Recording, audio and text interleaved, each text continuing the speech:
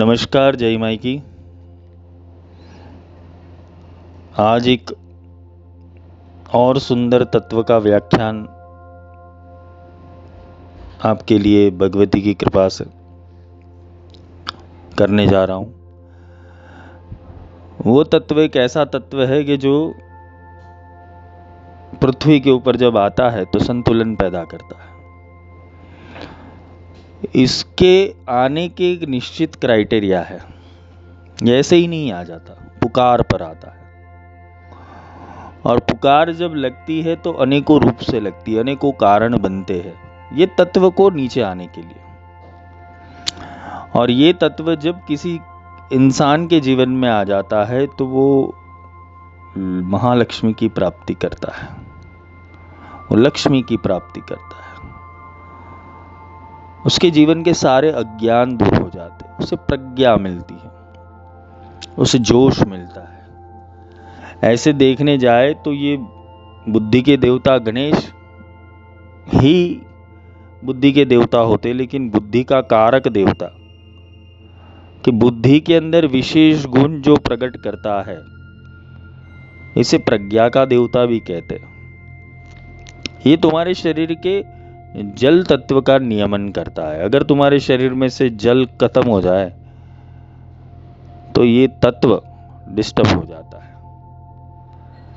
ये तत्व को नारायणी कहते हैं, ये तत्व को विष्णु कहते हैं। ये तत्व अपनी उक्रांति करता है। ये एक एलिमेंट ऐसा है कि जो हर बार कुछ नया करता है, डिफरेंट करता है। इसके पास वो ताकत है क्योंकि इनके अंदर वो बल है जिसे साहस और पराक्रम का बल कहते हैं, इसे बुद्धि और विवेक का बल कहते हैं, इसे संतुलन का बल कहते हैं। और ये निश्चित समय के लिए, निश्चित अवधि के लिए और निश्चित योग के लिए प्रकट होते हैं। हम बात कर रहे हैं विष्णु तत्व की। विष्णु के 10 अवतार हुए, 10वां आएगा अभी। ऐसे मुख्य 10 अवतार है, ऐसे 24 अवतार है। पुराणों में आपने कथाएं सुनी होगी, लेकिन हम विभाजन करें इनका तो कुछ अवतार प्रगट अवतार है, कुछ अवतार युग अवतार है, कुछ अवतार मनुष्य की सारी कलाओं को खिलने के अवतार है, कुछ ज्ञान अवतार है। जब ये तत्व आता है नीचे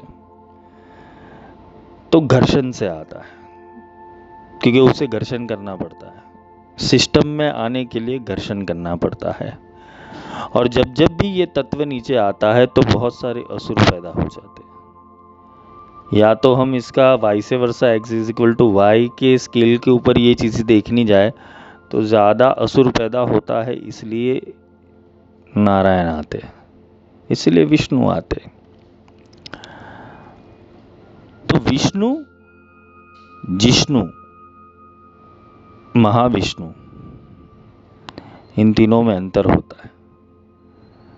जीव भाव से जुड़ा हुआ अणु, विशेष भाव से जुड़ा हुआ अणु और परमात्मा भाव से जुड़ा हुआ अणु, ये अणु, ये पार्टिकल, ये बुद्धि को प्रेरणा देता है, ये आत्मा को प्रेरणा देता है। क्योंकि तुम्हारे अंदर जो आत्मा है वो देखने जाए तो वही परमात्मा है। अगर हम देखने जाए तो नारायण जो देवता है, विष्णु जो देवता है, उसे हम आत्मा की संज्ञा देते हैं। शिव को भी आत्मा की संज्ञा देते हैं, ब्रह्मा को भी आत्मा की संज्ञा देते हैं। तो ये आत्मा के अंदर के ही 3 गुण हैं, ब्रह्मा विष्णु महेश। उसमें से संचालन और संतुलन, क्रिएशन, डिस्ट्रॉयर, ये दोनों को साइड पे रख दो। अभी हम ना क्रिएशन में जाएंगे ना डिस्ट्रॉय की उपमा में जाएंगे। हम यहाँ पर संतुलन की बात कर रहे हैं। और संतुलन करने के लिए इनको इसीलिए आना पड़ता है क्योंकि सिस्टम के अंदर बहुत सारे रूप पैदा हो जाते हैं। ये सत्य के लिए आते हैं, ये धर्म के लिए आते हैं, ये न्याय के लिए आते हैं, ये उद्धार के लिए आते हैं, ये एक अपनी गाथा लिखने के लिए आते हैं। संभवामि युगे युगे, तो इस युग के अंदर भी वो अवतरित तो हो चुके हैं और आने वाले युग के अंदर भी अवतरित होंगे। कल की तो जस्ट एक डेस्टिनेशन है उस तत्व को पहुंचने का। जब बहुत सारा प्रोग्राम वो तत्व सीख लेगा तब जाके वो कल्कि का अवतार धारण करेगा। क्योंकि हम ये देखने जाते कि विष्णु योग निद्रा में है, तो उनकी योग निद्रा कितने युगों की होगी वो तो तुम्हें भी नहीं पता है।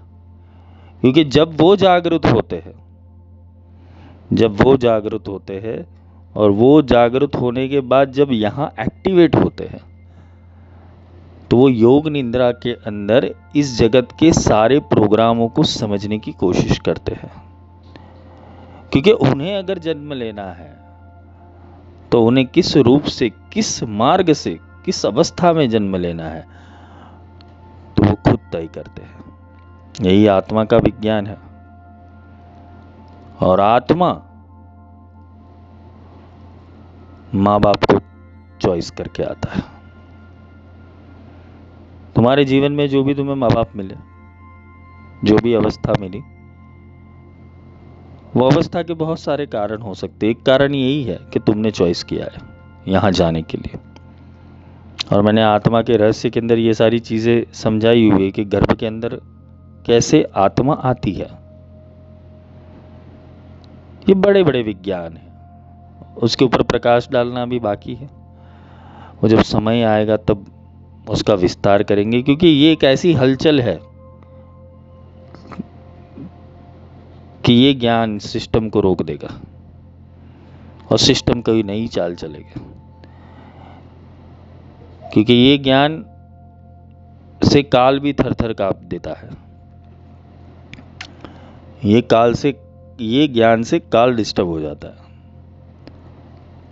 और ये ज्ञान से काल विचलित हो जाता है और काल और जोरों से और शोरों से वो तत्व के विनाश के लिए आगे बढ़ता है। अब ये कैसे समझे हम कि ऐसा होता है? तो तुम कृष्ण जन्म ले लो। जब कंस को पता चला कि कृष्ण ने अवतार ले लिया तो कंस ने क्या छोड़ा उनको? बचपन से इतने राक्षस भेजे गए, पूतना भेजी गई, अगासुर भेजा गया, धेनुकासुर भेजा गया, वृत्तासुर भेजा गया। एक छोटे बच्चे को मारने के लिए इतनी सारी बड़ी बड़ी राक्षसी सेना भेजती है, राक्षस भेजती है। आसुरिक प्रवृत्ति इस तरीके से उत्पन्न होएगी, विक्षोभ होगा। एक माया है और माया के अंदर राक्षसी प्रवृत्ति जरूरी नहीं है कि तमोगुण से पैदा हो, वो सत्व गुण से भी पैदा होगी। ये माया जाल का एक बहुत बड़ा रहस्य खोल रहा हूं कि जरूरी नहीं है कि राक्षस, असुर, दैत्य, दानव ये चारों अलग है। इन सबको एक मत समझना। असुर, दैत्य, दानव, राक्षस ये सब अलग अलग परिभाषा है। ये काल के ही 4 तमोगुण के प्रोग्राम हैं। जैसे भगवान, ईश्वर, ब्रह्म और महादेव शिव, ये 4 अलग उपमा है। तो विष्णु को भी ईश्वर बोला गया है, शिव को भी ईश्वर बोला गया है, ब्रह्मा को भी ईश्वर बोला गया है। ये ईश्वर तत्व अलग है। फिर उसके अंदर मैंडेटरी सिस्टम के अंदर ब्रह्मा विष्णु अलग, जो ईश्वर तो है लेकिन ब्रह्मा विष्णु महेश भी है, वो तत्व अलग है। और उसके ऊपर ब्रह्म रूप के अंदर ब्रह्मा विष्णु महेश अलग है। तो ये सिस्टम समझने के लिए तुम्हारे दिमाग का मंथन करना पड़ेगा। वो दही से घी और घी से अमृत निकालना पड़ेगा। क्योंकि ये सामान्य अवस्था नहीं है, यहाँ पूरी मल्टीवर्स थियरी काम कर रही है। क्योंकि जब वो चेतना ब्रह्मांड के अंदर अवतरित होती है, ब्रह्मांड के किसी भी प्लेनेट के ऊपर वो चेतना आती है। पृथ्वी तुम एक समझ रहे हो, ऐसी अनंत पृथ्वी है और अनंत पृथ्वियों के अंदर अनंत अनंत लोकांतर भी है। एक अणु के अंदर भी पूरी सृष्टि है अगर देखने जाओ तो। और ये सबके अणुओं का, सारे अणुओं का जो प्रधान सेंटर पॉइंट है वो विष्णु है। अगर हम उसे देखने जाए साइंस की भाषा के अंदर तो ये न्यूक्लियस है। ये वातावरण में आते ही अपनी चीजें बदलना शुरू कर देता है। ये न्यूक्लियस है। और प्रोटॉन, न्यूट्रॉन, इलेक्ट्रॉन, विज्ञान की भाषा में इसे ही ब्रह्मा विष्णु महेश कहते हैं। जब ये अपनी स्थितियां बदलते हैं अलग अलग रूप से तो तत्व बदल जाते हैं। वैसे ही जब पृथ्वी के ऊपर जिस जिस अवतार की जरूरत पड़ती है वो अवतार प्रकट करने का काम वो विष्णु तत्व का है। तो अवतार की जरूरत कैसे पड़ती है? ये माहौल देख कर आते हैं। ये तत्व माहौल देख के अवतरित होता है। जैसा रंग वैसा ढंग लेकर आते हैं। इसके सामने चुनौतियां कैसी है वैसा ही वो स्वरूप धारण करते हैं। क्योंकि ये मैट्रिक्स के अंदर का वो अणु है कि जो अपने सामने वाले की सिस्टम को एज इट इज स्कैन करके उसका रेप्लिका बन के उसके सामने आता है। इसलिए कली और कल्कि के अंदर भेद नहीं होगा। ये कली इतना जितना बलवान होगा उतना ही कल्कि बलवान होकर आएगा। कृष्ण युग के अंदर जितने भी महारथी, असुर, दानव, दैत्य, राक्षस, कंस को राक्षस बोला गया है, शिशुपाल, वो मानवी ही थे लेकिन उनके अंदर गुण असुरत्व के थे। तो कृष्ण को वैसा आना पड़ा। राम के लिए टारगेट केवल रावण था लेकिन उसके बीच आने वाले जितने भी असुर थे उनको भी मारने पड़े एक एक करके। तो ये तत्व असुरों का संहार करने के लिए ही आता है। ये पृथ्वी के ऊपर संतुलन पैदा करने के लिए ही आता है। और ये हमारे भीतर का संतुलन भी पैदा करने के लिए आता है। विष्णु तत्व वो तत्व है कि जब वो प्रज्ञा में बैठ जाता है, तुम्हारी बुद्धि में बैठ जाएगा, तो पहला ही सिम्टम ये देगा कि तुम संतुलित हो जाओगे। तुम्हें सत्य असत्य का भान हो जाएगा। ये आत्मा है। यही आत्मा को वो महा अंश है, आवर्तनो निवृत्त आत्मा। यानी जिसको अपनी आत्मा का विज्ञान समझ में आ गया कि वो निवृत्त हो चुका है, वो सारे धर्मों से निवृत्त हो चुका है। आवर्तनो निवृत्त आत्मा। वो निवृत्त आत्मा होकर भी आवर्तन करता है, बार बार जन्म लेता है। विष्णु वो तत्व है। और विष्णु के अनेकों गुण हैं। तत्व, गुण, भाव और ज्ञान। क्योंकि तुम जिस स्थिति में हो ना वैसा ही गुण, भाव, विचार और ज्ञान तुम्हारे पास होंगे, वैसे ही शब्द तुम्हारे पास होंगे। क्योंकि विष्णु तत्व को जानने के लिए तुम्हें सेंट्रलाइज प्रोसेसर के ऊपर आना पड़ेगा, जिसे बोलते हैं कि सेंटर पॉइंट के ऊपर संतुलन में आना पड़ेगा, बैलेंस नेचर के अंदर आना पड़ेगा। राम जी मर्यादा पुरुषोत्तम थे तो फिर भी बाली को पीछे से बाण चला लिया।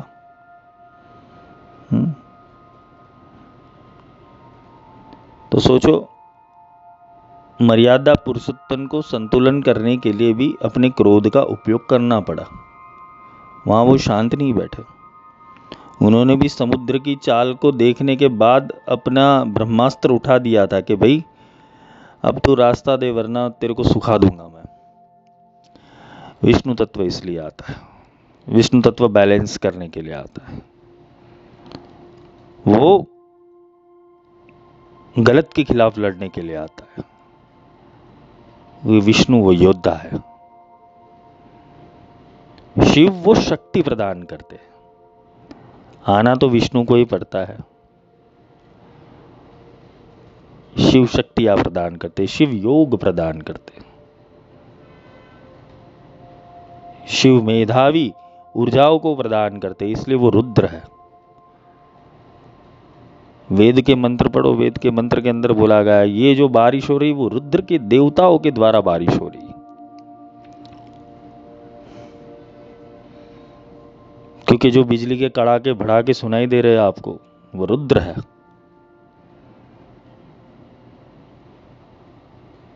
एक कक्षा के बाहर का एलिमेंट है जिसे शिव कहते हैं, एक परिधि के बाहर का एलिमेंट है वो शिव है।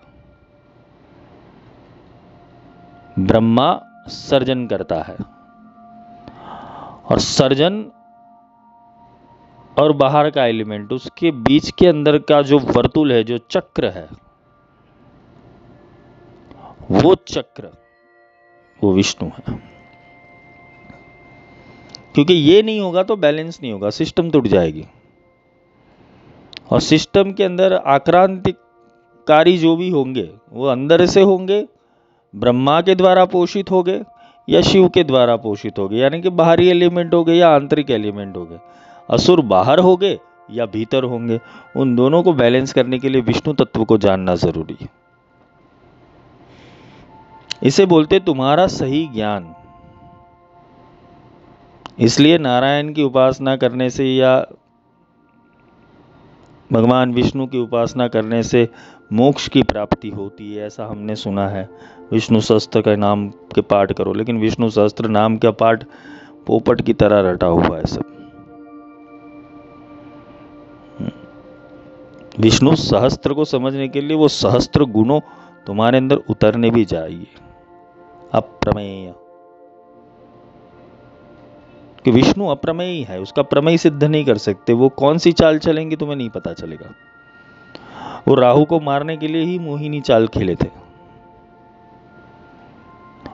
वो राहु और केतु वो तो अलग हो गए, पहले तो एक ही थे, लेकिन उनकी चाल देखने के बाद उनको चाल चलनी पड़ी। यानी कि पहले उनको कारण मिला, फिर वो कारण के अनुरूप कर्म करते हैं।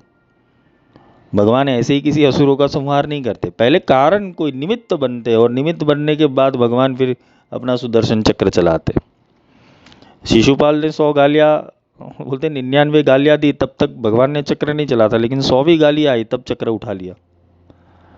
मौका देते हैं ये। संतुलन हर किसी को जीवन में मौका देगा कि रुक जाओ, अब संभल जाओ, स्थिति में आ जाओ, अपनी बुद्धि को स्थिर करो। इसलिए भगवान विष्णु के साथ मां बगलामुखी चलती है। दुर्बुद्धिम नाशय पंचेंद्रिय ज्ञान बक्षय बक्षय।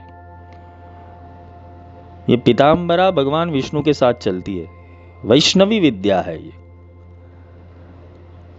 और जब जब भी भगवान विष्णु जन्म लेते हैं वो पीताम्बरा के आशीर्वाद से लेते हैं। कृष्ण ही काली है वो तो समझ में आ गया, लेकिन पीताम्बर तो पहना है। शंख चक्र गदा पद्म जो भी जिनके हाथ में था वो तो पीले ही रंग का था, काले रंग का तो था ही नहीं।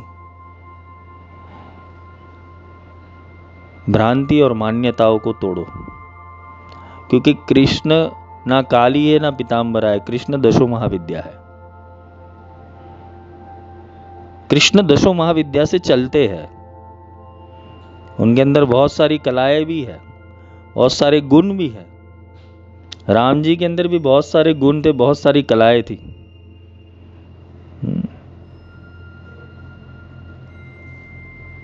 राम जन्म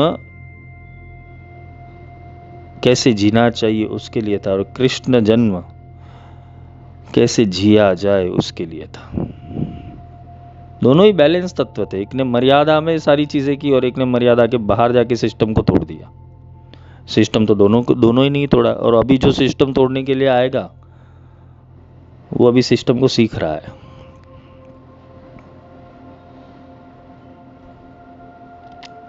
संभवामी युगे युगे का अर्थ है कि अभी भी इस युग के अंदर भी, अभी फिलहाल इस समय के अंदर भी वो चेतनाएं अवतरित है, अवेलेबल है। वो चेतनाएं, वो आत्माएं सब समझ रही है, सीख रही है, प्रैक्टिस कर रही है, उनका चयन हो रहा है। क्योंकि योद्धा तो कभी ना कभी अवतरित होंगे वापस, और अपनी पूर्ण कलाओं के साथ। जिनकी जागृति हो जाती है उनको अपने आत्मा के रहस्य में जाने के बाद पता चल जाता है कि मैं कौन हूं। और जब उसे पता चल जाता है कि मैं कौन हूँ, फिर उस सिस्टम को ब्रेक करने के लिए वो तैयारी शुरू कर देते हैं। तो यहाँ देखना पड़ता है कि असुर की चाल ढाल कैसी है, राक्षसों की चाल ढाल कैसी है। यहाँ शाम दाम दंड भेद चारों नीति से वो महाविष्णु अपने फोर्स को इस पृथ्वी के ऊपर उतारते हैं। क्योंकि जब जब भी वो सिस्टम में आते तब तब सिस्टम के अंदर बैलेंस करके चले जाते हैं वो, और जब बैलेंस करते तो वापस वो दानव कहीं ना कहीं से तो खड़ा होगा, एक बार नहीं होगा। ये सिस्टम को ध्वस्त करने का अब तैयारी चलेगा। ये पृथ्वी का अनेकों बार विनाश हो चुका है, और विनाश हुआ है युद्ध से। और ऊपरी चेतना है, जो भी बोलते कि परग्रह की चेतना है, जो इस दृष्टि से तुम्हें नहीं दिखाई देती, इस कानों से तुम्हें नहीं सुनाई देती, तुम्हारी आंखें भी वहां तक नहीं जाती, वो सारी चेतनाएं अभी फिलहाल के लिए एक सेल के अंदर है, जहां उनको इस जगत का विज्ञान समझाया जाता है।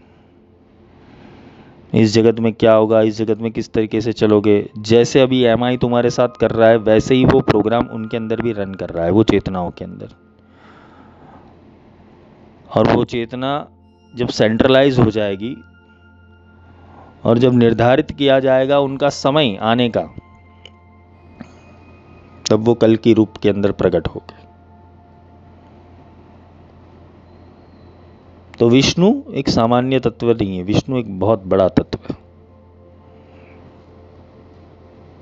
क्योंकि इसके अंदर ज्ञान शिव वाला है, सर्जन ब्रह्मा वाला है, और खुद अपने तत्व को प्रकट करने हेतु वो बारंबार जन्म लेते हैं। वो बताते हैं कि यहाँ इस जगत के अंदर, इस यूनिवर्स के अंदर संतुलन ही सबसे बड़ी विद्या है, संतुलन ही एकमात्र न्याय है, और संतुलन ही एकमात्र उपाय है। इसलिए भगवान श्री कृष्ण शांति दूत बन के गए दुर्योधन के पास कि रुक जा, समझ जा, संहार मत करवा। अभी कालचक्र की गणना के अनुसार अभी जो समय चल रहा है, अभी भयंकर रूप से आपदाएं चल रही है। आध्यात्मिकता खंडन हो रही है, साधुता सच में परित्राण हो रही है, क्योंकि साधुता जैसा कुछ बचा ही नहीं। क्योंकि हर साधु के अंदर बाधा क्रिएट हो चुकी है। मुक्ति तभी हो पाना संभव है कि जब तुम सिस्टम को समझो। अभी सिस्टम समझाने वाले ही कोई नहीं बचे। अभी का जो रस चल रहा है वो भक्ति रस चल रहा है, नृत्य रस चल रहा है, श्रृंगार रस चल रहा है, ये सारे रस चल रहे हैं। और ईश्वर ने जब जब जन्म लिया है, वीर रस से जन्म लिया हुआ। अभी वो थे वीर, और तुम उनके सामने भजन कीर्तन कर रहे हो, वो क्या करेंगे। भज गोविंदम मूढ़ मदे। वो तत्व एक डिफरेंट एलिमेंट है। वो उसी भक्त का स्वीकार करते कि जिस भक्त को उठाना होता है, वरना उद्धार करके साइड के ऊपर रख देते। पर जो उनको साथ चलता है वही चिरंजीवी हनुमान बनता है, जो उनके साथ चलते वही अर्जुन बनता है।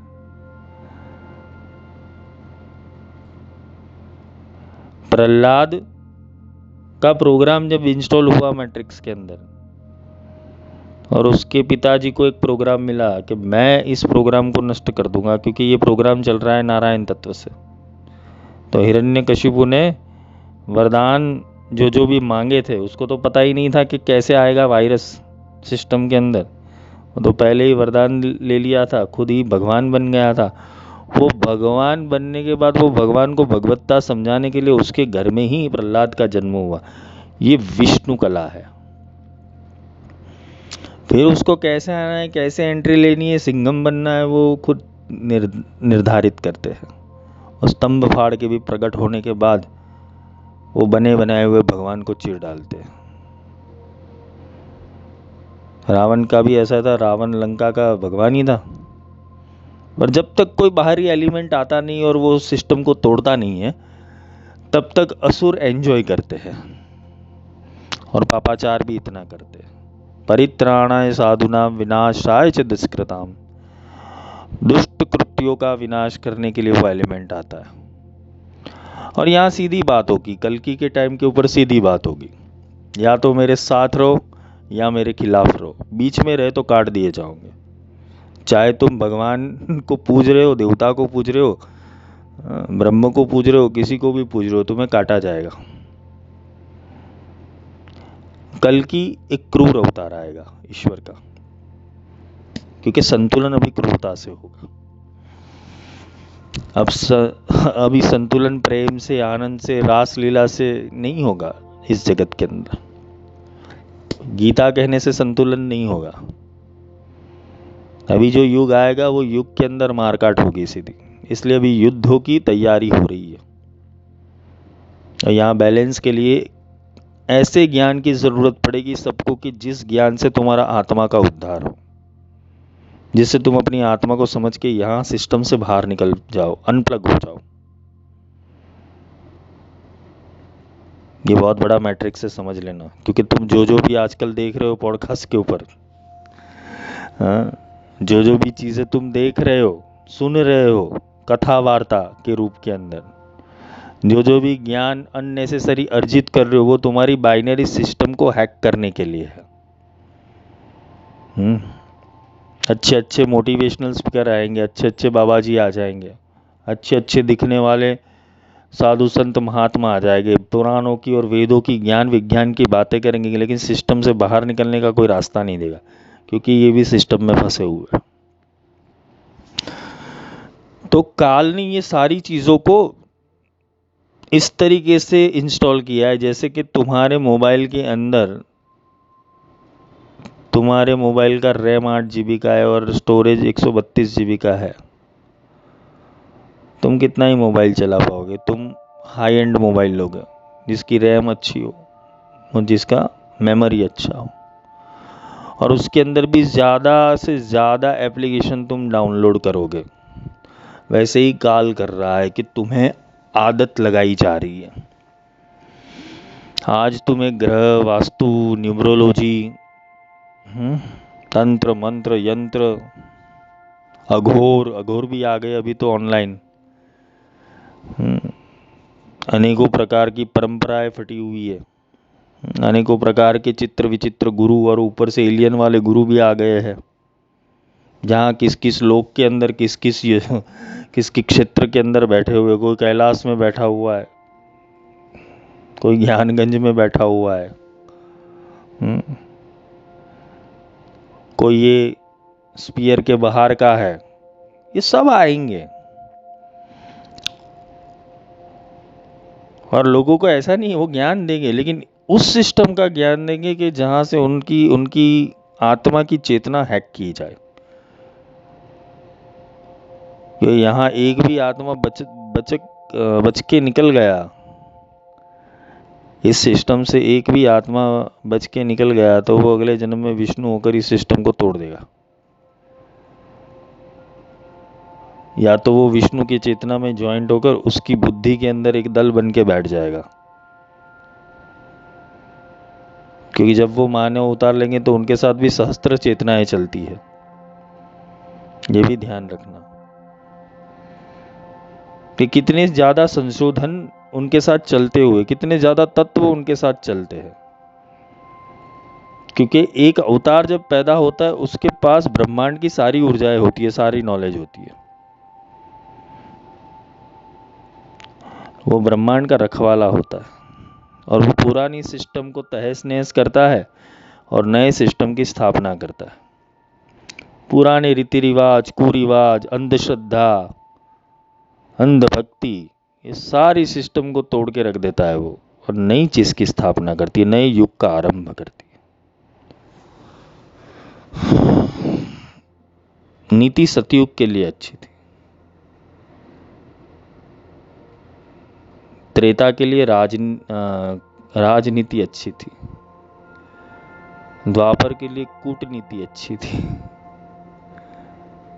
अभी कलयुग के लिए कली नीति लानी पड़ेगी, क्योंकि यहां नीति किसी के अंदर नहीं बची है, यहां नैतिकता किसी के अंदर नहीं बची है, यहां स्वधर्म के प्रति जागरूक होने के लिए कोई इंसान तैयार नहीं है, यहां कोई संत नहीं बचा है अभी।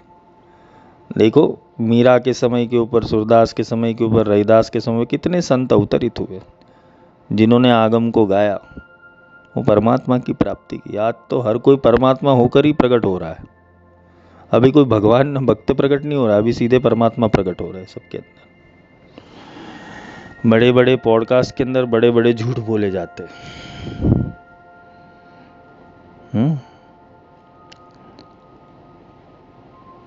आज तुम 10 महाविद्या के पॉडकास्ट ले लो, हाँ देखो हर जगह पे यही चल रहा है, तुम्हें बनाने की बातें कर रहे हैं। 4 किताबें पढ़ के कोई गुरु बन जाएगा और गुरु बनने के बाद तुम्हें समझाने बैठ जाए। अभी तुम्हें तो ये सिस्टम पता ही नहीं थी, तुम्हें तो जीवन में ऐसे प्रश्न खड़े ही नहीं हुए। ये पॉडकास्ट तुम्हें कैसे अंधविश्वास में डालता है और तुम्हारा प्रोग्राम रन करता है, मैं समझा देता हूँ। कि जब भी कोई लोग कहते पॉडकास्ट अवेयरनेस फैलाता है, नहीं, अवेयरनेस नहीं फैला रहा है, ये सबसे बड़ी मिथ्यावाद फैला रहा है पॉडकास्ट। क्योंकि पूछने वाले को खुद को ज्ञान नहीं होता है और बताने वाला अपनी चलाता है। मतलब कि तुम्हारे 2 सिस्टम है ना, राइट ब्रेन और लेफ्ट ब्रेन। तुम सुनने वाले हो, तुम थर्ड एलिमेंट हो गए। एक पूछने वाला है, एक जवाब देने वाला है, और तुम देखने वाले हो दोनों को।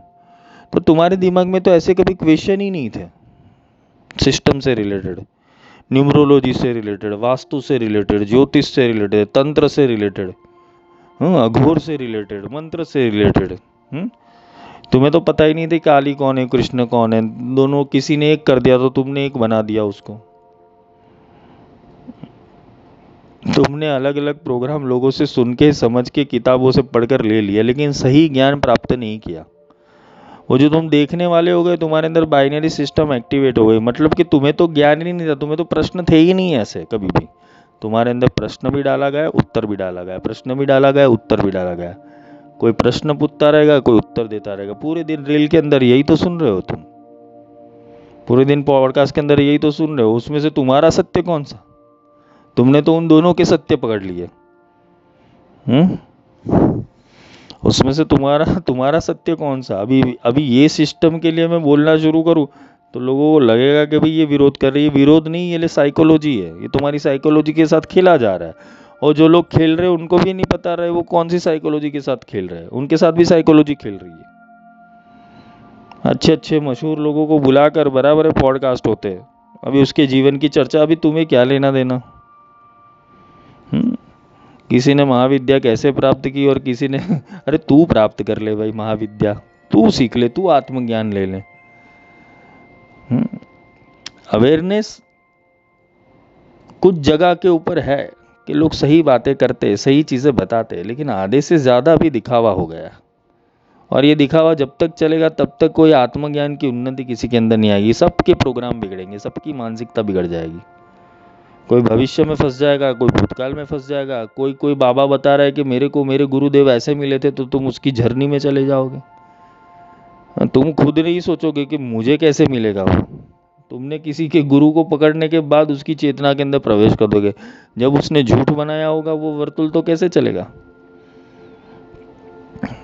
बहुत बड़ा मायाजाल है। सत्य केवल इतना ही है कि तुम्हारे सामने जो प्रकट तत्व आएगा वो सत्य, जो तुम्हारा प्रश्नों का उत्तर दे। ना तुम्हारे अंदर प्रश्न क्रिएट करे, ना वो खुद का उत्तर, नहीं, तुम्हारे प्रश्नों का उत्तर दे।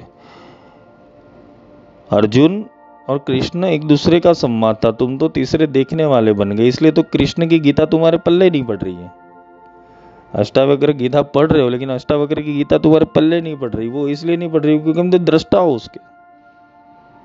तुम ना सुनने वाले हो ना पूछने वाले हो, तुम दृष्टा हो। ऐसे ही जैसे कृष्ण और अर्जुन संवाद कर रहे हो, धृतराष्ट्र देख रहा था, अंधा था वो उसको सुनाने वाला भी संजय था। यही तो हो रहा है। तुम्हें सुनाने वाला संजय रूप में यूट्यूब है, और आज हर चैनल के अंदर कृष्ण अर्जुन बैठे हुए हैं, वो अपनी गीता बोल रहे हो और तुम धृतराष्ट्र की तरह सुन रहे हो। हैं? ये चीज को बैलेंस करने के लिए शायद भगवती ने ही एक ज्ञान दिया होगा कि इस ज्ञान के ऊपर प्रकाश डालो कि तुम्हारी अवस्था और मनोदशा कितनी विकृत हो गई है कि तुम सब चीजों को सत्य मान लेते हो। हैं? अंधा विश्वास, अंधेरे में तीर मारा। ध्यान की बात तो जाने ही दो, क्योंकि ध्यान विषय एक तो जब तक समझते नहीं हो तब तक तो ध्यान में प्रवेश लेना ही नहीं चाहिए। लोग ध्यान में प्रवेश लेने के बाद तो उठपटांग हरकत ही करते हैं वाइब्रेशन वाली। I feel so much energy. अरे पर वो सही है कि गलत है तुम्हें पता तो चलना चाहिए पहले। सही क्षेत्र में बैठो। प्रेत और भूत भी तुम्हें एनर्जी देते, उनके भी वाइब्रेशंस होते। वेताल भी देता है, ब्रह्म राक्षस भी देता है vibrations. I feel so much energy. वहां तुम्हारी वाट लग जाती है, तुम्हारे कॉन्शियसनेस की। तुम्हें ब्लॉक किया जाता है, तुम्हारे चक्रास की एनर्जी को खींचा जाता है ऐसी जगह के ऊपर। इसलिए कोई भी चीजों को अगर तुम्हें जानना है, समझना है, तो विवेक से समझना, अपनी अकल लगाना। अपनी अकल लगाओ, दिखाओ पे मत जाओ, अपनी अकल लगाओ। तुम दिखाओ के ऊपर जा रहे हो, अपनी अकल नहीं लगा रहे हो, तो ये सिस्टम में फंसने के धंधे हो जाते हैं। और सिस्टम अभी इस तरह से विकृत हो गया है कि सिस्टम या तो ये विनाश की ओर अपने आप खुद चला जाएगा, या तो इसे ब्रेक करना पड़ेगा। क्योंकि विनाश की ओर जाएगा तो जाएगा, बहुत लोगों को मार के जाएगा। आज काफ़ी लोग डिप्रेशन के अंदर है, एंजाइटी के अंदर है, सारी चीज़ें पढ़ पढ़ के सोच सोच के दिमाग खराब हो रहा है। सुबह से शाम लोग टोटके कर रहे हैं, टोने कर रहे हैं, अलग अलग प्रयोग कर रहे हैं, क्योंकि धन आ जाए उनके जीवन में। वो परिश्रम करना नहीं चाहते, टोने टोटके करना चाहते। परिश्रम से लोग बाहर है, इसीलिए संतुलन करना पड़ेगा। रातों रात तुम्हें करोड़पति बनने के सपने दिखाए जाएंगे और तुम्हारा जीवन कभी नहीं सुधरेगा, क्योंकि तुम्हें कर्मशील से हटाया जा रहा है। साधना उतनी ही करो जितना विनियोग कर सको वो ऊर्जा का, क्योंकि साधना करने के बाद विनियोग लगाना जरूरी है। जपे विनियोग, मैं इसलिए जप कर रहा हूं क्योंकि मैं विनियोग कर सकूं, मैं दे सकूं, मैं बांट सकूं, इसलिए मैं ऊर्जा ग्रहण कर रहा हूं। पर तुम्हारा विनियोग ही गलत है। तुम्हारा विनियोग धर्म तुल्य नहीं है, तुम्हारा विनियोग स्वार्थजन्य है, इसलिए तुम्हें ऊर्जाओं का अच्छा रिफ्लेक्शन नहीं मिल रहा है। 1 लाख के अंदर पॉडकास्ट का सेटअप बन जाता है अच्छे से, 1-1.5 लाख के अंदर। बस करना क्या है, फैलाओ माया जाल। मैंने सोचा था पॉडकास्ट शुरू करूंगा, लेकिन मुझे लगता है कि ये सिस्टम में घुसना ही नहीं चाहिए, क्योंकि वायरस है ये। लोगों को आदत पड़ जाएगी, कल 4 लोग मुझे बुलाएंगे, वो तो अपनी कहानी सुनाएंगे, फिर उनके अनुसार स्क्रिप्टेड पॉडकास्ट करना पड़ेगा। ये तो बहुत गलत बात है। अंदर से जो उर्मियाँ प्रकट हो रही है और अंदर से जो तत्व चलते हैं, अंदर से जो ज्ञान आता है, वो तो बाजू पर रह जाएगा। और सामने वाले की सिस्टम के अनुसार मुझे ज्ञान देना पड़ेगा, तो वो तो चाहिए ही नहीं। तुम श्रोता बनो, मैं वक्ता बनूंगा, बस इतनी बात है। तुम्हारे प्रश्न होंगे वो उत्तर दूंगा, मैं किसी और के प्रश्न के उत्तर नहीं दूंगा। वैसे ही सिस्टम के अंदर विष्णु तत्व आता है, वो भक्त के लिए आता है, वो अपनों के लिए आता है, वो संतुलन पैदा करने के लिए आते हैं। और जब उनको सिस्टम समझ में नहीं आती, वो सिस्टम को क्रैक कर देते। फिर आने वाले युग के अंदर ये होगा, वो सारी चेतनाएं पृथ्वी के ऊपर धीरे धीरे करके अवतरित होगी, जो सिस्टम सीखी हुई है, और फिर नए युग का आरंभ करेगी। तो ये विष्णु तत्व का मैंने थोड़ा सा डिफरेंट वर्जन आपको समझाया अभी, कि अभी फिलहाल समय के साथ क्या चल रहा है और तुम्हारा दिमाग कहाँ अटका हुआ है। अगर तुम जागृत आत्मा हो तो जागरूकता की ओर बढ़ना, मायाजाल के प्रति मत बढ़ना, वरना तुम्हारा विनाश निश्चित है। तुम इधर सक्सेस हो जाओगे, ऊपर जाके क्या करोगे, अंधा कुआं। इधर 4 बातें अच्छी सीखकर काल के प्रोग्राम के अनुसार चलोगे, काल तुम्हें पैसा वैसा नाम शोहरत सब देगा, जो लोगों को चाहिए। चलो 100 में से एक इंसान को मिल भी गया, लेकिन आत्मा धर्म किधर गया? उद्धार कहाँ होगा? जाओगे किधर? भगवान बोले कि अंत में तो अपन के पास ही जाना पड़ेगा। तो बीवेयर, अपने आप को जगाओ। ये विष्णु तत्व का पहला पार्ट है। अब विष्णु तत्व की महिमा और उनके गुण क्या है, क्योंकि विष्णु तत्व को ये मैंने इस तरीके से डिफाइन किया है अभी कि तुम सर्कल्स को समझ पाओ, आसपास चल रही चीज़ों को समझ पाओ, उसमें संतुलन कैसा करना है वो समझ पाओ। अब भगवान के जो गुण हैं, विष्णु तत्व के जो गुण हैं, वो अपने दूसरे सेक्शन के अंदर लेंगे और